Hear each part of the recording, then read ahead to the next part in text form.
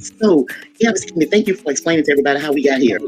Yeah, because I think this is conversations to be continued when it comes to building relationships and healthy relationships, right? Because everybody's going through something in a relationship. There is no such thing as a perfect relationship. So, you guys in the chat, Mr. Keeman, let's talk about it. Let's get into this. About it. Let's Go talk ahead. about it. Let's talk So about it. there are some topics that me and Miss Yo kind of went through, and a lot of one of the questions that a lot of people, because hindsight is always, or it usually should be 2020, but a lot of times when we make decisions, those decisions, once they're made, there's no turning back. You can't go and undo it. You can't repair it. You can't put it back to its original form, right? And so that brings me to the topic of sometimes people ask the question of, what do I do when I let go of the one that got away?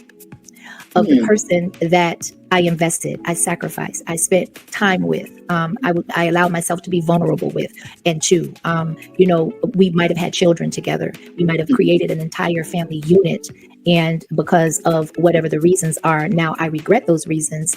Speaking hypothetically, in general, right?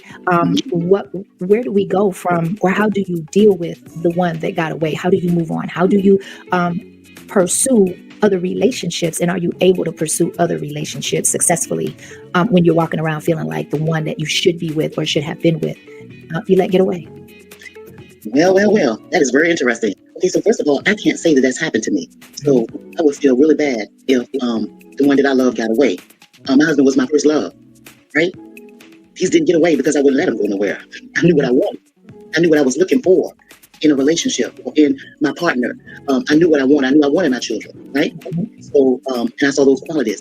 Although I feel really, really bad for people that allow someone to so-called get away. And most of the time people get away because I think that the person may be thinking, well, I want that perfect man or that perfect woman.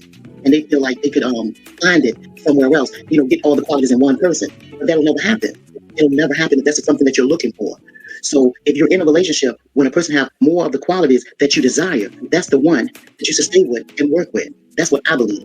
Because if you don't, a whole lot of them will be getting away. And before you know it, you're going to be away by yourself without your heart's desires. If you desire to be in love, in a strong relationship, have father or mother of your children, you're going to be the one out back, wishing and hoping, regretting the things that you missed. That's the way I see it.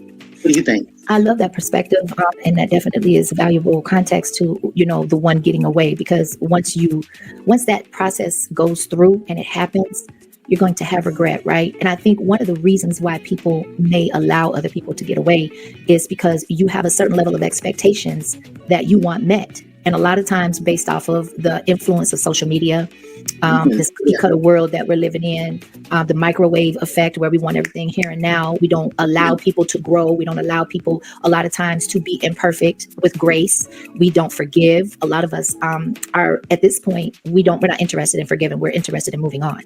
And you think about it, you're losing a lot of valuable time based off of your expectations, because there's a definitely, you can't put a constraint on the time that it takes to get to know someone. I often hear you say that you and your husband have been married quite a while, and you still, because you're forever evolving individually, you're going to always figure out or try to figure out, how do we get to really know one another, or, do we ever? Right? Because it's forever evolving. So, but just giving grace, being able to forgive, and having realistic expectations. And I think a good way to do that is to also look at thyself, right?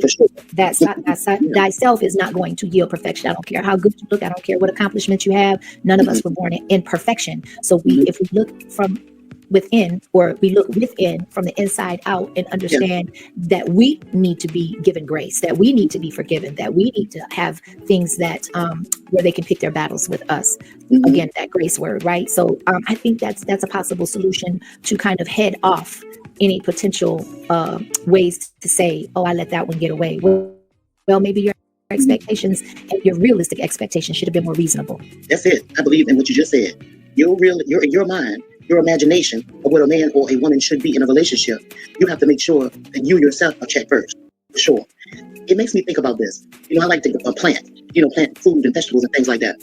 But all seeds don't look alike.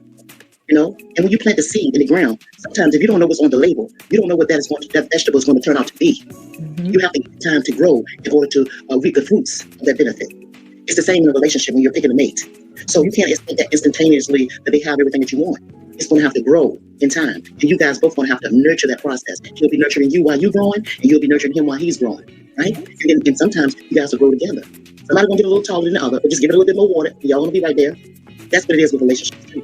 And you Okay? said something key. You said give one another a little bit more water Yeah. Oh yeah. in order for you to ascend and Mhm. meet vibrationally in the same era, in the Yes. same area, right? So that's important Most because for you to sit back and criticize somebody as to how they're falling short of your expectations, but what are you doing to help lift that person up? true. And scientists usually say that women are more smarter or they're more mature than the guys. That's what they say. The women develop faster mentally, than the guys do. That's what they say. And but you never know in a relationship who has what qualities are they talking about when they say one develops faster than the other. See, because it's different qualities that develop at different times in the male and in the female. So you have to give a chance to grow. You have to give it time. Nothing is fast or instantaneous. We need to get that out of our mind, right? And work with one another and nurture each other, to grow together, or in the same direction. I think one of the problems in today's culture is that everything seems to be pushed to be so equal. Right. And men and women are not equal. At all. Not at We all. have our roles, the men have their roles. Yes. We are made differently, Mhm. not just physically, but psychologically as well as emotionally. Yes. There is a video that I saw where a gentleman gave perspective on, and basically just to sum it up, he said that when women cry, that there is there's testosterone in the tear. Yes. Mhm. So if men have the same level of emotion, Mhm. then they're giving away their testosterone as if they cried like women. So I think that made a very strong distinction that you as a woman, we have to, there's that book. And I'm not saying I agree with all of the talking points, but I think the title says Think Like a Man. So yeah, as a woman, even if we don't think like a man, we need to understand our men. Yeah, that's the part. Instead of thinking like we need to understand him, he can think for himself. So can the woman. He just have to have a way of articulating what he's thinking to his woman, and vice versa. But you can't think for him because you're not that species. That's just like saying think like a dog and act like a cat. Or expect a man to give birth. Right. It's just not happening. Not gonna happen. Right. So that's false expectations. And some women got into that kind of stuff. So do men. We have to bring them back to reality. It don't work like that. You can't think like a man. You just can't. Especially if you're a woman and vice versa man. You can assume looking at some of the traits of your mother or your aunts and people in your family and maybe what they would do. But that mate that you're with, you might be way off, way left field. Because everything ain't for everybody. It has to be that chemistry between the two of you, that male and female, that sleep out here on the same pillow at night. That breathe and they smell that breath in the morning, them same two people. Ain't nobody in between those pillows. And that's how a relationship should be. Nobody be in between those pillows. Okay? I agree.